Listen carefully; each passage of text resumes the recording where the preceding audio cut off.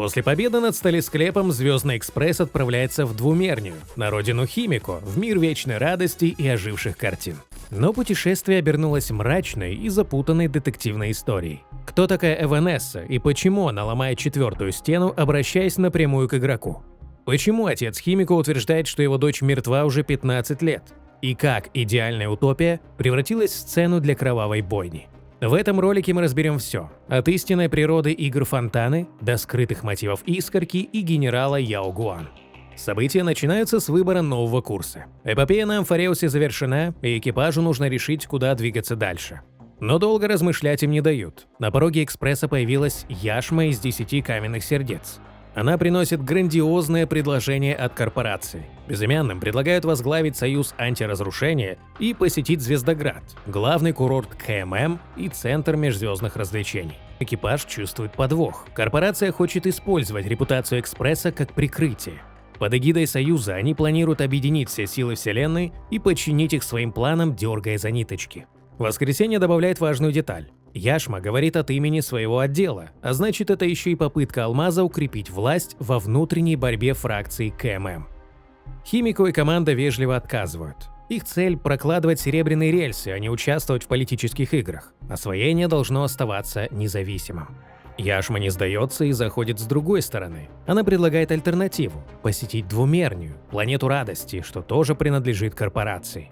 Там вот-вот взойдет полная луна, знаменующая начало большого праздника. Для Химико же это еще и ее родина, которую она покинула 15 лет назад. Именно здесь однажды потерпел крушение Звездный экспресс, и именно отсюда, починив поезд, Химико впервые отправилась в путь как навигатор. К тому же экипажу нужно пополнить запасы и передохнуть, а возвращение к истокам освоения – лучший способ понять, куда двигаться дальше в изменившемся космосе. Экипаж соглашается. Итак, что же такое Двумерния? Это мир, благословленный Ахой, эоном радости. Он превратил его в грандиозную сцену для своих последователей. Но когда пришел Легион Разрушения, цивилизация оказалась на грани гибели. Предок Химико спасла свой народ, буквально запечатав весь мир внутри картины, в отдельном, созданном ею двухмерном измерении. Позже корпорация реализовала план восстановления и вытащила мир обратно в трехмерную реальность. Так и появилось название Двумерния.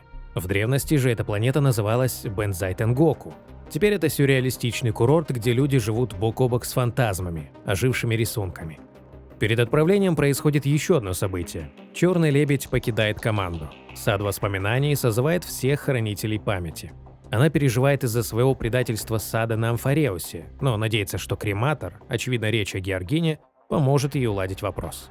Итак, решение принято. Следующая остановка – Двумерния.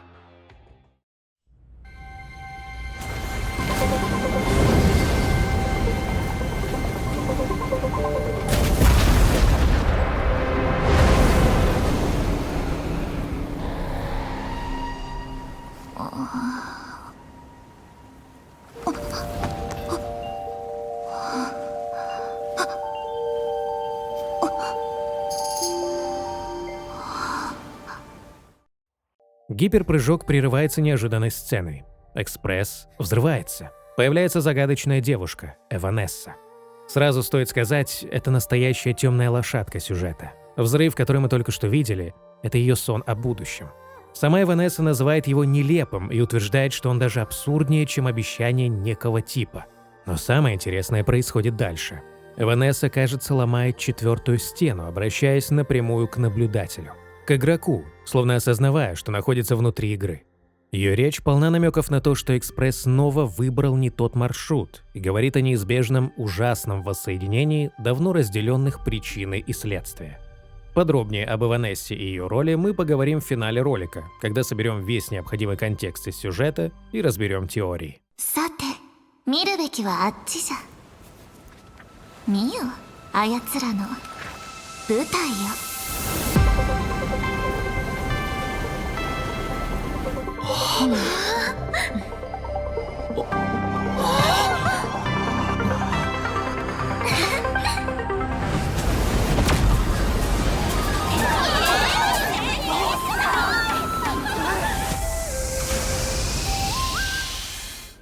На станции Двумернии экипаж встречает Жемчуг.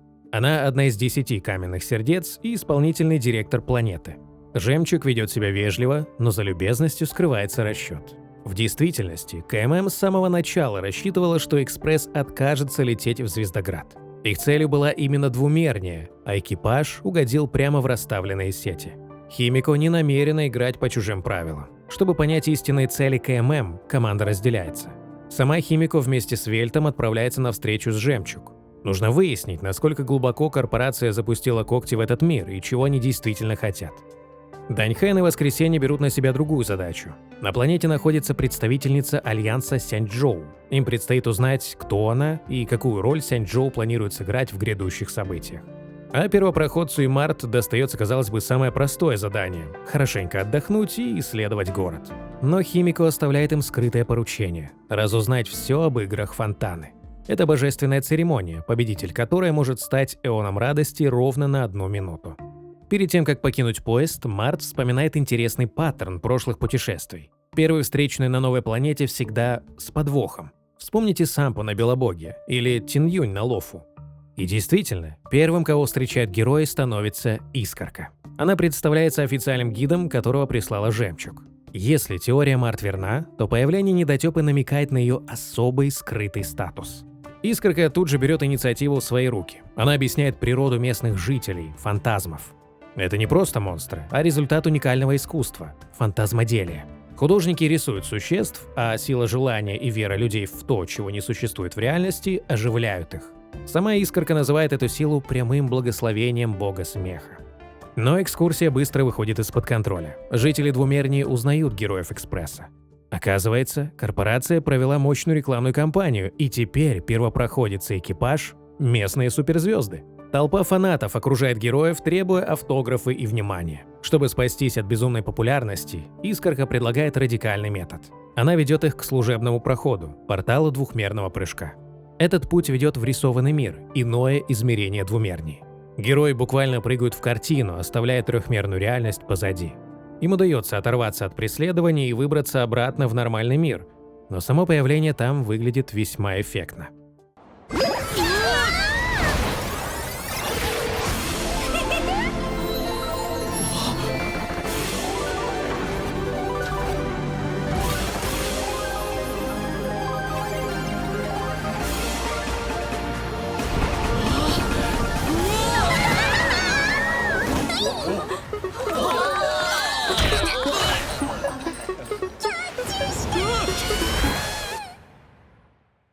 В обновленной Двумернии хаос радости и порядок сохранения сплелись воедино.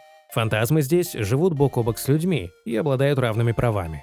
Существа из сказок теперь работают на благо общества. Например, гигантский громозмей служит живой антенной для телевышки.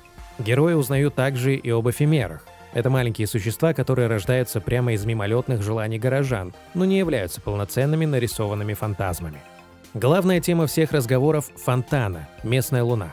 Легенда гласит, что ее нарисовал сам Аха. Когда фонтана полная, начинаются игры. 8 участников в масках должны совершать чудеса, набирая силу желания людей, дабы привлечь внимание Эона.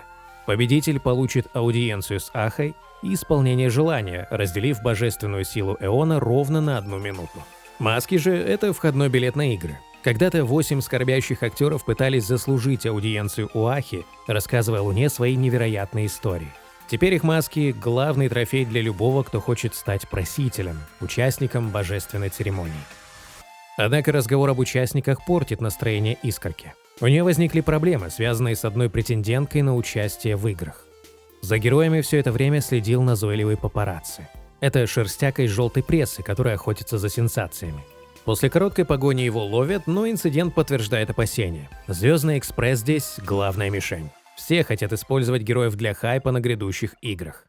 Искорка считает, что корпорация хочет прибрать игры Фонтаны к своим рукам. Они планируют превратить хаотичный праздник Ахи в контролируемое мероприятие. Для недотёп это оскорбление самой сути радости. Искорка не намерена этого допустить, но сейчас у нее есть проблема поважнее. Она предлагает взглянуть на кое-кого, кто может стать серьезным врагом для Экспресса на этих играх. На площади вот-вот начнется стрим некой Искры, популярной стримерши, которая тоже метит в просители. Она готова устранить любых конкурентов, даже если они еще не вступили в игру. И безымянные для нее – цель номер 1. Но на площади героев находит Скотт. Помните сотрудника КММ, с которым первопроходец сталкивался на Лофу и других планетах? Оказывается, именно он был настоящим гидом, назначенным Жемчуг. Искорка просто вырубила его, запихнула в мусорный бак и заняла его место, чтобы провести экскурсию от лица недотёп. Раскрытая Искорка не расстраивается, а исчезает, напоследок оставив героям загадочную подсказку. Она сыграет свою роль в дальнейшем сюжете. Скотт же, несмотря на контузию и унижение, пытается сохранить лицо и выполнить свои обязанности гида. Начинается стрим, а на экране появляется Искра. Она выглядит как точная копия Искорки, но в другом наряде и ведет себя как типичный поп-айдол. Стримерша заявляет, что чувствует присутствие устаревшей модели, и ее взгляд падает на героев.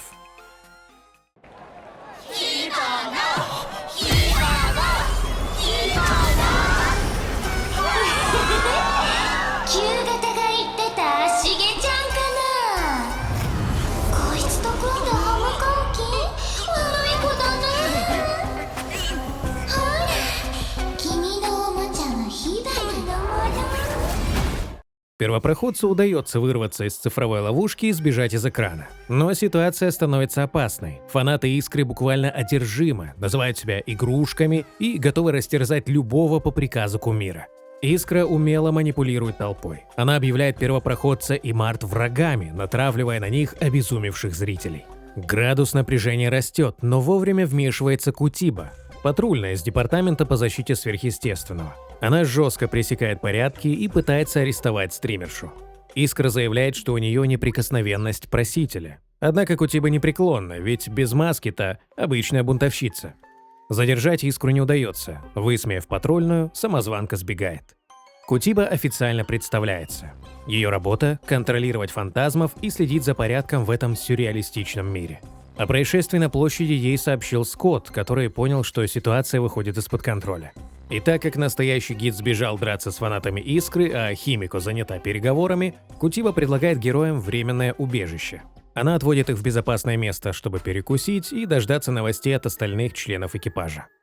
Тем временем Химико и Вельт прибывают к Жемчуг. Перед встречей происходит разговор между Жемчуг и Яшмой, который вскрывает раскол в рядах 10 каменных сердец.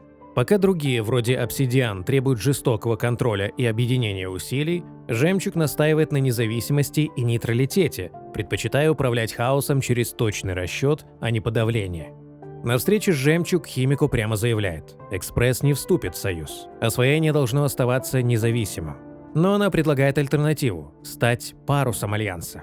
Это значит помогать в борьбе с разрушением и направлять общие усилия, но не идти на поводу у корпорации, становясь лишь красивой вывеской для завоевания доверия. Жемчуг принимает этот ответ и ведет гостей во двор Фонтаны. Это священное место для игр.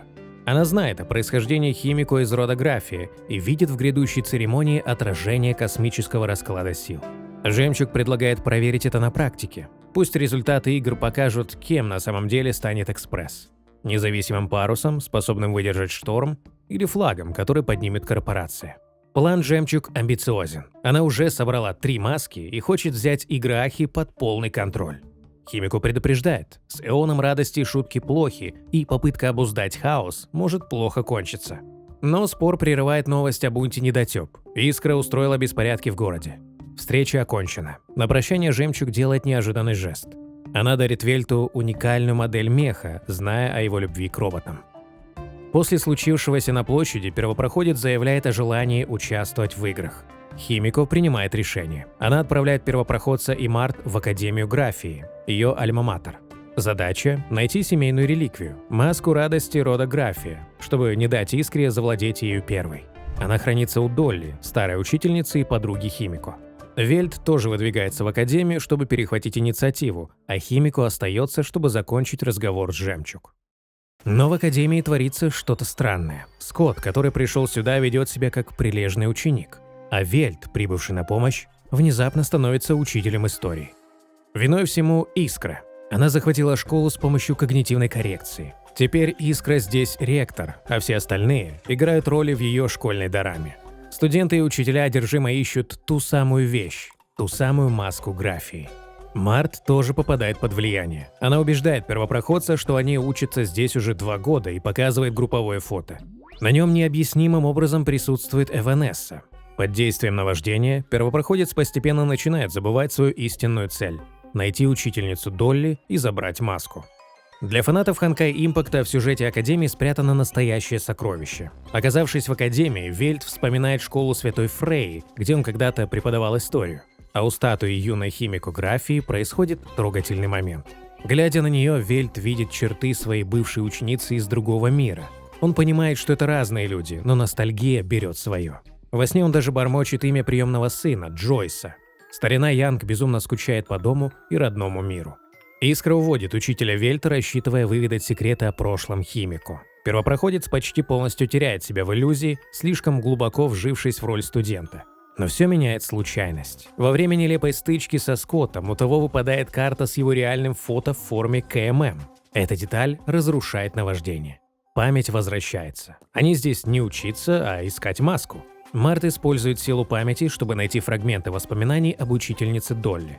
Вскоре они обнаруживают, что она не поддалась гипнозу и забаррикадировалась в кабинете фантазмоделия. Долли отказывается отдавать маску, пока не убедится, что перед ней друзья Химико. Она устраивает допрос, задавая разные вопросы о подруге, и также намекая на трагедию 15-летней давности, о которой Химико жалеет до сих пор. Первопроходец отвечает на вопросы верно, но все совсем не так, как кажется. 君は卑弥呼の友人だと証明した。それじゃあこの仮面を渡すとしようかね。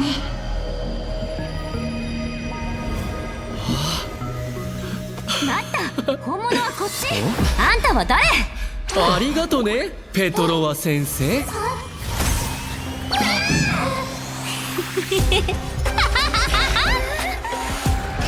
面はいただいた。 Оказывается, Искра уже провела Вельта. Притворившись, она выудила у него информацию о прошлом Химико. Вооружившись этими знаниями, самозванка опередила героев, обманула Долли и забрала маску. Теперь Искра официально первый проситель игр Фонтаны. Начинается грандиозное шоу. Стримерша объявляет, что подчинит волю всех зрителей и раскрывает важное правило. Маска привязывается к первому носителю. Передать ее уже нельзя. Фанаты окружают героев. В нарастающем хаосе первопроходец теряет сознание. Он приходит в себя в полном одиночестве. Март исчезла. Но тишину нарушает голос, исходящий прямо из плаката на стене. Это Эванесса. Она зовет героя подойти ближе.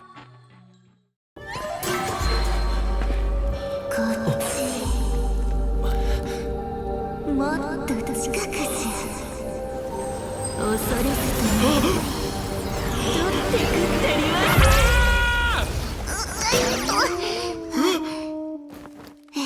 引っかかってしもうた。引いてくれなか。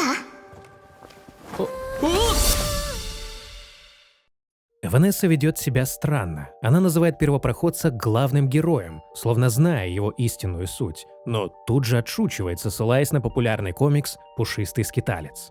Девушка предлагает помощь. Она наделит героя силой, чтобы он мог победить Искру всего за сутки. Если же он не справится, то станет вечным рабом своей соперницы, как и остальные жертвы вируса. Но где взять маску? Эванесса не ищет древние реликвии. Следуя главному правилу Ахи, никаких правил, она просто рисует ее. Маску енота, персонажа того самого комикса. Для игр Фонтаны этого достаточно. Если ты ведешь себя как игрок, ты становишься игроком. よし、こうだ。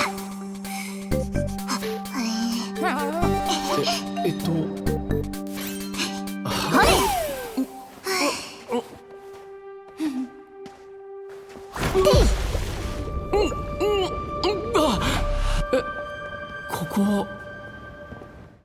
Первопроходец приходит в себя в городе уже с маской енота. Теперь он второй официальный проситель. Появляется настоящая Искорка и, наконец, объясняет, что за чертовщина здесь творится. Искра — это не просто двойник. Это ее виртуальный аватар для стримов. Когда Фонтана стала полной, энергия радости и фанатичная вера зрителей вдохнули в этот образ жизнь. Идея обрела плоть и вышла из-под контроля создательницы. Теперь ожившая копия контролирует Академию и готовит что-то масштабное. Ситуация критическая, нужно действовать быстро. На сцене появляется новый игрок. Едва Химико покидает кабинет Жемчуг, туда входит Яо Гуан, генерал Сяньчжоу Юйцюэ. Она обладает уникальным даром – глазами бодхисаттвы, которые видят судьбы людей. Разговор «Жемчуг» выходит напряженным. Яо Гуан требует от корпорации искренности и раскрывает опасную правду. На планете находится Блейд.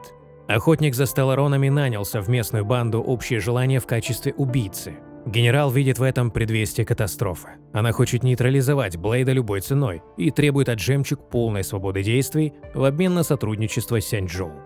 Тем временем Тян Юнь выполняет опасное поручение генерала. Она проникает в логово банды «Общее желание», выдавая себя за лучшего убийцу Сяньчжоу, титул, который на самом деле носит Блейд. Яо Гуан выбрала ее не случайно. Генерал видит в лисе неопределенность, одну из переменных, способную изменить предначертанное. Тин Юнь все еще несет в себе травму после плена у Фантилии. Ее новая, жесткая личность лисицы Свистопламени – это не просто маска, а фактически способ выжить и преодолеть прошлое. Их отношения строятся на взаимном уважении. Обе они прошли через многое и решили больше не быть пешками в чужих играх. Яо вручает ей 3 мешочка с подсказками, страховку на случай, если ситуация выйдет из-под контроля. Тин Юнь проникает в штаб, но ей не верят. Приходится вступить в бой. В этот момент появляются Дань Хэн и Воскресенье. Они искали пропавшего представителя Сяньчжоу и вышли на ее след. Тин Юнь ловко использует ситуацию, представляя нежданных гостей как своих безжалостных ассистентов. Главарь банды, впечатленный таким составом, меняет планы. Он отдает героям маску радости, которая изначально предназначалась Блейду. Но у подарка есть цена. Они должны участвовать в играх от имени «Общего желания» и прославить банду как спонсора. Для старых мафиози это единственный шанс легализоваться и выжить в новом мире. После встречи с бандой появляется сама Яо Гуан. Она просит отдать ей маску. Ее мотивы куда глубже, чем просто контроль. Генерал раскрывает страшное пророчество. В этой утопии радости должен пасть один из генералов Небесной Дуги. Изначально миссию должен был возглавить Цзинь Юань, но увидев знамение смерти, Яо Гуан добровольно заняла его место. Она намерена лично вступить в игры. Логика проста. Если маска у нее, она не достанется Блейду. Но главное – это шанс бросить вызов судьбе. Яо Гуан не боится смерти. Для нее это лишь переменная в уравнении. Она хочет проверить, можно ли переписать предначертанное, даже если ставкой будет ее жизнь. Генерал даже подготовила преемницу на случай провала. И это никто иная, как Цин Цюэ, которую сейчас спешно обучают на Ю Цюэ.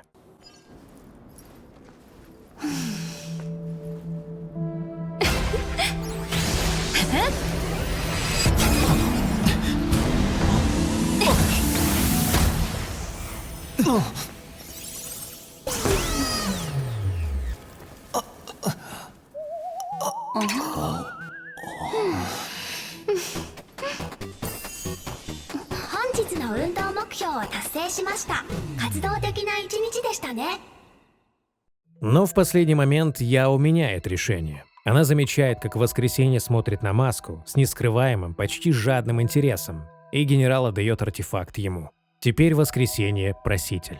Яо увидит своими глазами Бодхисаттвы. Только он способен принести ту самую неопределенность, которой она так добивалась. Ведь он будет действовать не ради спасения генерала или по приказу Сяньчжоу, а ради собственных ответов. Сам Воскресенье признается, он хочет понять этот мир. После краха его рая на Пиноконии он стремится разгадать секрет утопии радости и найти ответы на вопросы о природе истинного счастья и порядка. Маска усиливает его способности, позволяя слышать мысли множества людей.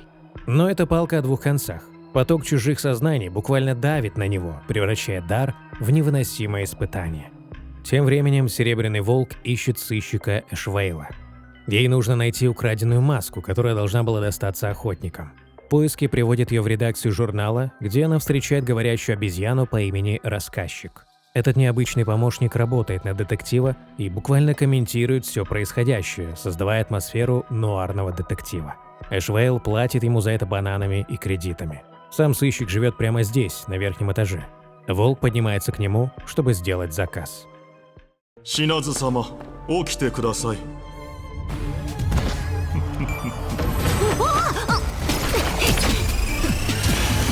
何度も言ったろ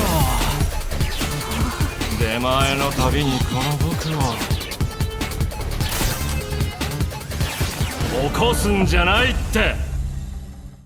Эшвейл соглашается взяться за дело. Волк предлагает необычный способ оплаты. Она готова позволить ему сдаться и властям и получить награду за голову. Так охотники за стелларонами иногда пополняют свой бюджет. Но сыщик отвергает это предложение. Вместо этого он требует 30 миллионов кредитов. Волк соглашается и уходит. Однако Эшвейл все же ведет двойную игру. Едва клиентка скрывается за дверью, он звонит в «Жемчуг» и сдает местоположение охотницы, надеясь получить награду от корпорации напрямую. Но Волк это предвидела. Она подслушивает разговор и узнает главное. У «Жемчуг» есть запасные маски. План меняется. Теперь цель не искать потерянное, а украсть новое. Хакер связывается с Блейдом. Выясняется интересная деталь. В сценарии Элио для Блейда на этот раз пустая страница. Охотник действует без инструкций, полагаясь только на себя. В то же время Искра объявляет себя просителем и запускает шоу Искры прямо в Академии. Департамент по защите сверхъестественного бездействует. По правилам игр они не могут вмешиваться в дела просителей, пока те не причинят реального ущерба. Пользуясь этим, Искра захватывает заложники Вельта и Март. Она планирует использовать миметический вирус на полную мощность, чтобы переписать сознание зрителей и превратить их в армию безвольных фанатов. К первопроходцу и Искорке присоединяется Химико. Ситуация сложная, но у Искорки есть идея. Поскольку Искра – это ее копия, она знает, как та мыслит. Чтобы понять план врага и найти способ победить, нужно попасть в таверну Недотеп. Искорка передает героям приглашение билет, спрятанный в загадке. По пути в таверну герой заходит в редакцию журнала. Оказывается, все это здание и улица когда-то принадлежали семье Химико, роду Графия. Сейчас от былого величия остались лишь стены. Здесь происходит забавная сцена. Первопроходец случайно становится главным редактором шерстяного еженедельника. Журналисты, погрязшие в долгах, видят в герое с экспресса идеальный выход. Назначив его боссом, они просто спихивают на него всю ответственность и надеются на защиту. Так первопроходец внезапно получает собственную медиа-империю. В редакции собираются все герои для обсуждения плана действий. Генерал Яо Гуан решает погадать каждому из присутствующих. Ее глаза Бодхисаттвы видят судьбы людей как знаки над головами – счастье или горе. Но когда очередь доходит до первопроходца, Яо видит лишь пустоту. Он – свободная личность, на которой нет никаких знаков судьбы. Это уникальный случай, его выбор не предопределен, а значит он – та самая переменная, способная изменить исход событий. Яо пришла сюда не просто так. Она собирает неопределенности, чтобы сломать предначертанное. Ведь на головами всех остальных жителей Двумернии она видит знак горя. Грядет неминуемая катастрофа. Главная угроза, по мнению Яо, это Блейд. Предсказание гласит: «Битва драконов среди пустоши. Льется желтая кровь». Генерал трактует это как битву с охотником, чья древняя ярость, усиленная плотью эманатора изобилия, выйдет из-под контроля и уничтожит все живое. Яо признается, что намерена остановить его любой ценой. Предсказание пугает, но у нее есть козырь. Предмет, который Блейд выковал своими руками еще в прошлой жизни.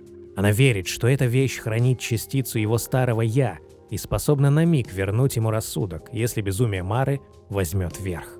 Герои расходятся. Химико и первопроходец отправляются в таверну. По пути навигатор предается воспоминаниям.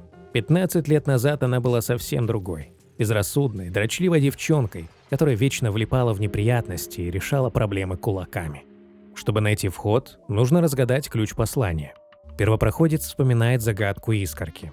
Ответ оказывается прост и изящен. Это отражение Луны в водах Голубиного ручья. Шагнув прямо в него, герои попадают в таверну Недотеп «Край света». Там их уже ждет Искорка. Но не только она. Из тени за героями пристально наблюдает сыщик Эшвейл. Вместе с Искоркой герои начинают расследование. Выясняется, что неделю назад лже-Искра уже была здесь под видом оригинала. Она забрала из хранилища опасный груз – контейнер с миметическим вирусом, с помощью которого и подчинила себе Академию. Но это не все. Искорка предлагает найти то, от чего избавилась самозванка. В таверне есть особое место – золотая исповедальня, где недотепы буквально сливают свои печали в канализацию, чтобы дальше радоваться без угрызений совести. Там герои находят не просто тяготы, а воплощенное безумие, отделившаяся часть самой Искры. Оно раскрывает истинную цель. Искра хочет не просто славы. Она мечтает превратить всех зрителей в себя с помощью вируса. Она верит, что люди жаждут этого – стать искрой, чтобы мир превратился в бесконечное отражение ее эго. Безумие узнает в первопроходце врага и бросается в атаку. Поиски приводят героев в убийственную шутку – больницу для душевнобольных недотеп. Здесь врач Джуншань ставит диагноз – Искорка теряет себя. Она намеренно меняет роли, чтобы не застывать в одном образе, но это имеет цену. Отброшенные ею части личности могут ожить. Именно так появилась Искра. Это не копия, а живая маска, часть души самой Искорки, воплощающая ее жажду славы. Но у этой маски нет рациональности и тормозов, которые сдерживали оригинал. Напитавшись вниманием фанатов, она обрела силу и теперь уверена, что настоящая Искорка здесь именно она. Врач предлагает радикальное лечение – сжечь Искорку. Если исчезнет оригинал, погибнет и маска. Но наша недотепа не готова умирать. У нее есть план «Б» – использовать коллекцию противоискорных орудий, копию мощных артефактов, которые она собирала в своих путешествиях. Герои спешат в хранилище, но их ждет неприятный сюрприз. Искра опередила их. Она вычистила всю коллекцию и собрала из артефактов монстра-стража. Герой быстро разбирается с чудовищем, но время упущено. Главные козыри Искорки потеряны, и старый план провалился. Тем не менее, Химико находит выход. Она понимает, почему Искра так отчаянно пытается уничтожить фреску «Разрушающая мир волны». Эта картина – древняя реликвия, созданная из вод голубиного ручья, которые способны смывать неудачные мазки. А миметический вирус – это и есть грязь в сознании. Если активировать фреску, воды ручья размоют инфекцию и вернут студентам разум. Чтобы подготовиться к бою, Искорка ведет героев к звезде блаженства – огромному световому шару. Но здесь ее ждет удар. Шар не открывается. Похоже, Искра украла не только внешность, но и право считаться настоящей недотепой. Зато шар открывается перед первопроходцем, ведь у него есть маска. Внутри скрывается древняя тайна. Искорка рассказывает историю, которая многим кажется легендой, но на самом деле она подлинна. Когда-то Ахав забрался на вершину древа бытия и увидел холодную, мертвую пустоту Вселенной. А посреди этого величия – ребенка, который упал и расплакался. Абсурдность заставила Эона расхохотаться. Его смех был такой силы, что буквально разорвал ткань реальности. Эти разрывы остались в мире как эхо первозданного смеха, и одна из таких расщелин находится в этом филиале таверны Недотеп. Если просунуть руку в расщелину, можно получить дар от самого бога смеха. Первопроходец рискует и достает из пустоты вирусный банан. Это еще один миметический вирус. Его эффект прост и гениален. Зараженные постепенно превращаются в обезьян, но получают полный иммунитет к вирусу Искры. Это идеальный, хоть и абсурдный, щит для штурма школы. Но здесь их настигает Эшвейл. Сыщик проследил за героями и теперь требует отдать банан. Причина в том, что его помощник-рассказчик стал обезьяной именно из-за подобного вируса в прошлом. В критический момент на сцену выходит Сампо. Старина Коски прикрывает отступление героев дымовой завесой, позволяя ему ускользнуть вместе с ценным грузом. В тени происходит разговор между Воскресением и Яо Гуан. За спокойным голосом генерала скрывается тайна. 30 лет назад Яо попала в аварию в вычислительном массиве и теперь страдает от смещения синхронизации. Она периодически выпадает из настоящего, буквально исчезая из материальной вселенной и появляясь в другой точке времени и пространства. Сейчас этот разрыв невелик, но во время скачков ее мозг работает на пределе. С каждым разом приступы учащаются, и однажды она рискует исчезнуть навсегда, растворившись в потоке времени. Яо объясняет, почему отказалась от маски. Ее глаза Бодхисаттвы автоматически рассчитывают будущее. И если бы она надела маску радости, ее дар слился бы с мощью пути, превратив ее в подобие Нус, всезнающего компьютера для этой планеты. Здесь вступает в силу фатальный парадокс наблюдателя. Ее взгляд не просто увидит будущее, он его зафиксирует. Если она увидит гибель двумерней, этот финал станет неизбежным. Отказываясь от маски, она оставляет миру право на неопределенность. Яо Гуан хочет переиграть саму завершенность Вселенной, дабы спасти космос. Ее цель – привлечь Аху на свою сторону. Она надеется, что непредсказуемость Эона Радости поможет выбросить счастливый жребий и спасти мир. Генерал вспоминает битву за Фанху, один из кораблей Альянса Сяньчжоу. Тогда световая стрела Ланя уничтожила не только врагов, но и тысячи ее союзников. Трагедия открыла ей истину. Жертва людей смогла направить удар Эона Охоты. Яо поняла, что Эоны не просто стихийные силы. Своей волей и самопожертвованием смертные способны менять их орбиты. И теперь она хочет провернуть этот трюк снова, но уже с Эоном Радости. Воскресение, чьи силы маска усилила до предела, ощущает этот замысел. Он понимает, нынешний хаос с Искрой – лишь прелюдия. Настоящая буря, которую предвидела Яо, еще впереди. И чтобы пережить ее, двумерней нужна не стабильность, а шанс на чудо. Первопроходец, Химико и Искорка возвращаются в академию. Искорка берет на себя роль приманки и вступает в бой со своим ожившим отражением.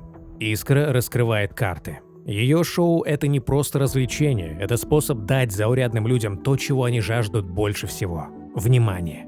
Она обещает, что каждый зритель, превратившись в нее, наконец-то станет звездой. Но за красивыми словами скрывается извращенная форма радости, где личность растворяется в массовом фанатизме, а свобода сменяется вечным служением кумиру.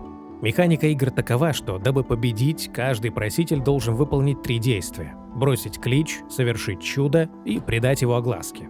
Искра уже бросила клич, теперь она пытается совершить чудо – превратить всех в себя. Пока недотёпы выясняют отношения, Химико и первопроходец находят Вельта и Март. Они пришли в себя, потому что не сидели сложа руки и уже начали действовать.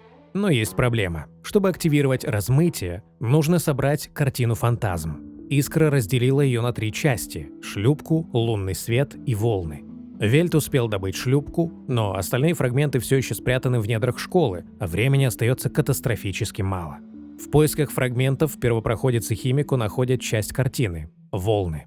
Но их внимание привлекает странный смех, доносящийся из соседнего класса. Решив проверить, они входят внутрь и попадают в ловушку. Дверь за ними захлопывается, и герои оказываются в воссозданном кошмаре 15-летней давности.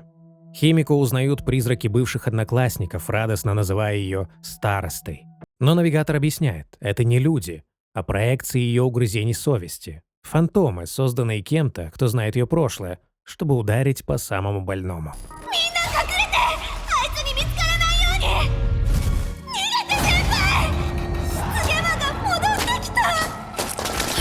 Мэри!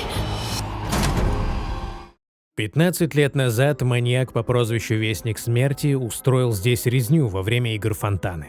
Будучи просителем, он решил получить силу желания не через чудо, а через абсолютный ужас. Химико обещает рассказать подробности позже, когда они победят Искру. Вскоре героям удается решить загадку с эмодзи в спортзале и получить последний фрагмент – лунный свет. Картина собрана, и преграда для решающей битвы устранена. Первопроходец бросает Искре прямой вызов. Та принимает его с восторгом.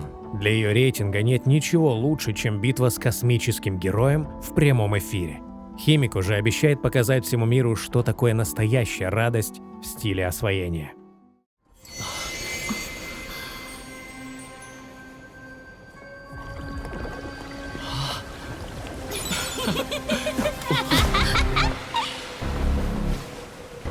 お邪魔な旧型ちゃん、おねめの時間だよ。もうすぐ世界に花火は一人だけ、あるいは全員。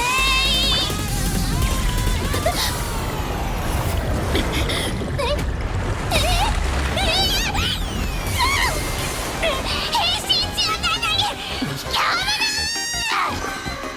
で観客は満員御礼。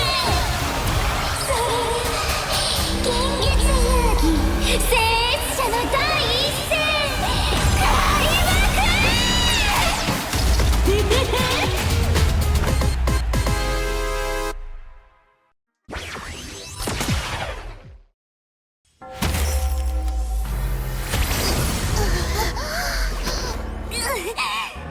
火花大会はまだ人混みに紛れるつもりよ。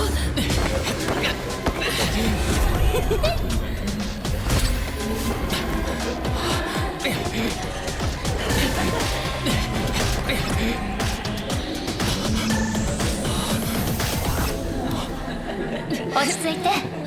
サンデーさんに私の目を共有してもらうから。この漢字財眼、私の目なら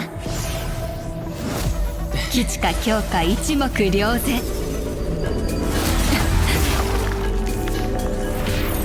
元凶見たり。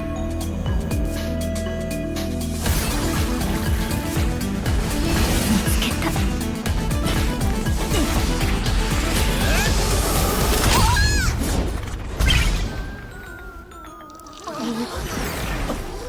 何これ。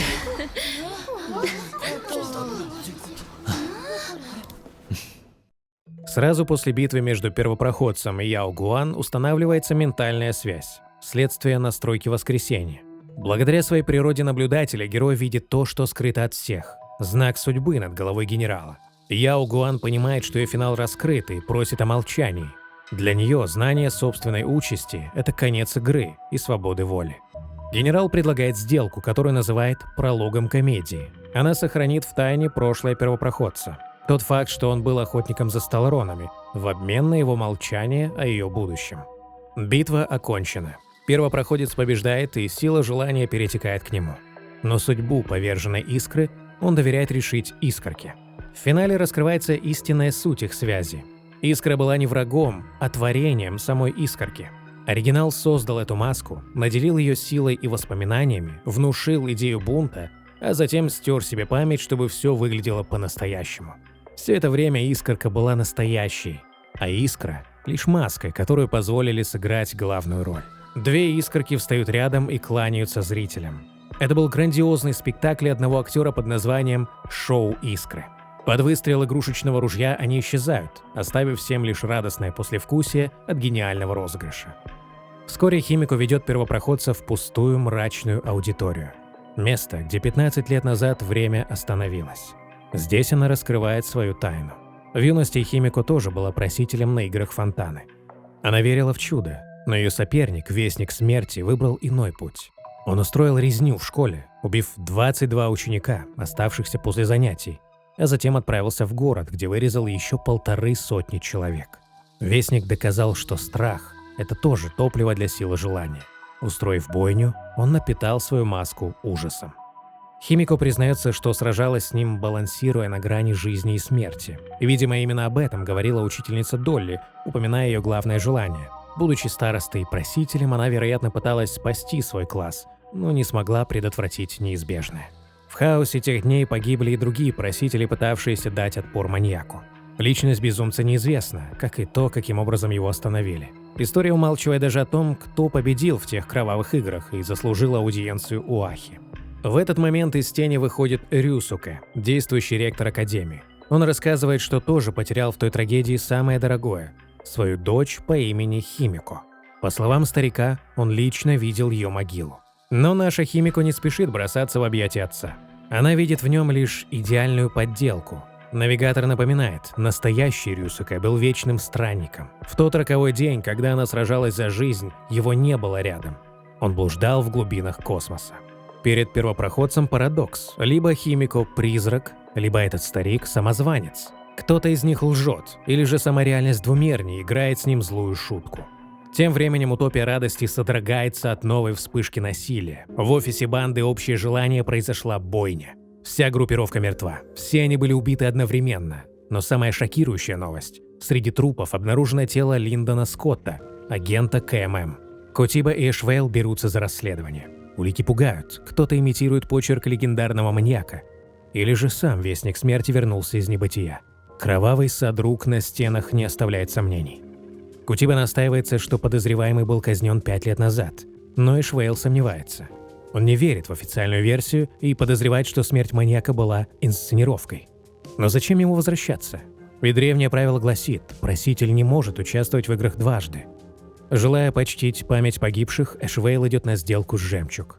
Ранее он отвергал ее предложение, но гибель друзей меняет все. Жемчуг вручает ему маску радости. Ее цель неизменна. Корпорация хочет взять игры под контроль. Но не только ради власти. Жемчуг стремилась предотвратить повторение кровавой трагедии 15-летней давности. Ей нужен надежный человек внутри системы, способный держать хаос в узде. И Эшвейл вступает в божественную игру. Его цель не победа, а месть и абсолютная справедливость. Параллельно разворачивается другая партия. Жемчуг заключает неожиданную сделку с Серебряным Волком. Выясняется, что вся охота хакера за маской была срежиссирована самой Жемчуг. Она намеренно сливала данные и вела Волка к детективу, чтобы заставить ее прийти на переговоры лично. В центре интриги Зеро, легендарная хакерша Спанклорда, которую некоторые считают эманатором радости. Оказывается, ее технологии редактирования эфира идентичны тем, что использовала Графия для спасения двумерней. Искусство фантазмоделия и хакерства – это ветви одного древа. Волк предлагает обмен. Секреты создания независимых измерений, которыми владела Зеро, за маску радости. Жемчуг соглашается, но подчеркивает, это частная сделка, а не союз с охотниками. Серебряный волк получает свой билет и официально вступает в игру. В одночасье алтарь двора Фонтаны озаряется светом. Вспыхивают все 8 масок.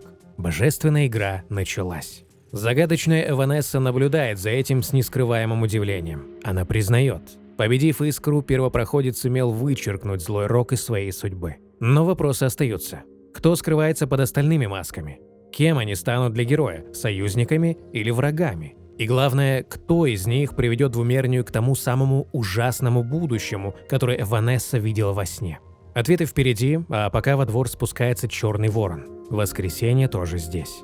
На этом завершается вступление к истории радости. Двумерня оказалась куда сложнее, чем просто планета-курорт. Главная загадка – Эванесса. Она открыто ломает 4-ю стену, обращаясь напрямую к игроку и утверждает, что видела плачевное будущее во сне. Девушка называет себя наблюдателем, но знает подозрительно много. Она зовет первопроходца главным героем, словно понимает его истинное предназначение или осознает, что находится внутри игры. Изумляет и то, что она сама создала для него маску, поделившись своей силой. Кто она такая? Эманатор или нечто большее? Вторая тема – личность убийцы. Воссоздав сцену бойни 15-летней давности, маньяк явно хотел сломить волю Химико. Почерк идентичен Вестнику Смерти, которого официально казнили 5 лет назад. Значит, либо он выжил, либо у него появился идеальный подражатель. Кто под подозрением? Можно рискнуть и сделать ставку на Кутибу. В классических детективах маньяк часто присоединяется к расследованию, чтобы быть в курсе событий. Именно она первой заговорила о казни Вестника и сейчас создает впечатление слишком уж доброжелательной помощницы. За ней стоит приглядывать. Еще одна версия – лорд-опустошитель Асад Прамат. Этот садист известен как уничтожитель радости. Подробный разбор Асата уже есть в гайде вступления к планете, обязательно гляньте. Хотя масштаб его злодеяний обычно глобальнее, нельзя исключать, что он решил лично присоединиться к игре, чтобы насладиться страданиями вблизи. Но есть и третья, самая безумная версия. Что если настоящий Вестник Смерти действительно мертв? Что если его казнили, как и утверждает Кутиба? Вспомните механику этого мира. Фантазмы рождаются из веры и желаний. Вестник Смерти стал городской легендой. Люди годами боялись его возвращения. Их коллективный страх, их вера в то, что маньяк все еще где-то рядом, стали той самой силой желания, которая и породила нового монстра. Никто не знал лица убийцы, но все знали его почерк – кровавый сад рук. Поэтому фантазм мог воплотиться в образе существа, связанного с руками. Например, с гигантской ладонью вместо головы. Звучит знакомо? Да, это описание лорда-опустошителя Асата Прамада. Возможно, Асад – это не пришелец извне, а фантазм, рожденный из кошмаров двумерней. Эта версия объясняет все. Оригинальный убийца мертв, но его наследие обрело плоть. И поскольку это новое существо, то правило игр о повторном участии на него не распространяется. Страх людей сам создал их палача. А так как все фантазмы существуют благодаря силе радости, становится понятно, почему Асад изначально связан с этим путем. И, наконец, парадокс Химико. Перед нами 2 человека с одной трагедией. Химико утверждает, что Рюсуке – самозванец, а Рюсуке клянется, что видел могилу своей дочери. Скорее всего, правду говорит наша Химико, ведь учительница Долли, знавшая ее лично, не удивилась вестям о ней. Но что если правы оба? Название «двумерния» происходит от того, что этот мир когда-то существовал внутри картины. Сама природа планеты намекает на двойственность. Во дворе Фонтаны мы видели, как Луна отражается в воде, словно указывая на существование изнанки. Что если здесь до сих пор есть 2 пласта разной реальности? Одно измерение, где Химико выжила, и другое – отражение, где она погибла. Возможно, Рюсуке не лжец, а гость из этого зазеркалья, и границы между мирами начали стираться. Напоследок о масках. Сейчас вы видите таблицу участников. Большинство ролей уже распределено, но 2 маски остаются загадкой. Первая – нечто напоминающее щупальца, назовем ее маской Ктулху. Мы не знаем, чья она, но Эванесса, похоже, знает ее владельца. Вторая – маска лисицы. Логично предположить, что это маска самой Эванессы, но она называет себя лишь наблюдателем и удивляется, когда видит эту маску активированной. Здесь кроется еще одна странность. Эванесса утверждает, что игры 15-летней давности – это не прошлые, а позапрошлые. Это прямо противоречит официальной хронологии. Судя по всему, Эванесса живет во временной петле. Во сне она видит будущее и проживает там целую жизнь, а просыпаясь, возвращается в настоящее. Из-за этих скачков она путается во времени. В сюжете лисица спойлерила события, которые еще не произошли, однако, похоже, в этот раз настоящее отличается от ее снов. Появление первопроходца и других героев изменило ее вероятности, и теперь даже ее знание будущего может оказаться бесполезным. Нельзя не упомянуть о Вите, героине из Ханкай Импакта. Разработчики явно готовят нас к ее появлению. Сначала Искорка в сюжете вспоминает девушку с гигантским мехом, а в таверне Недотеп мы находим точную реплику звездного путешественника. Более того, в сайд-квесте мы узнаем, что Вита лично посетила двумернюю, чтобы забрать своего меха. А учитывая, что она уже засветилась в списке преступников КММ в трейлере 4.0, можно смело ждать ее полноценного дебюта. Быть может, она станет ключевым игроком в финале Арки Радости. Отдельно стоит отметить эволюцию Воскресения. По сравнению с Амфареусом, здесь он активный участник событий и почти член семьи. Химико защищает его, Даньхэн доверяет спину, а сам он говорит от лица Экспресса. Возможно, именно здесь, на планете Радости, решится его судьба. Получит ли он свой билет члена экипажа?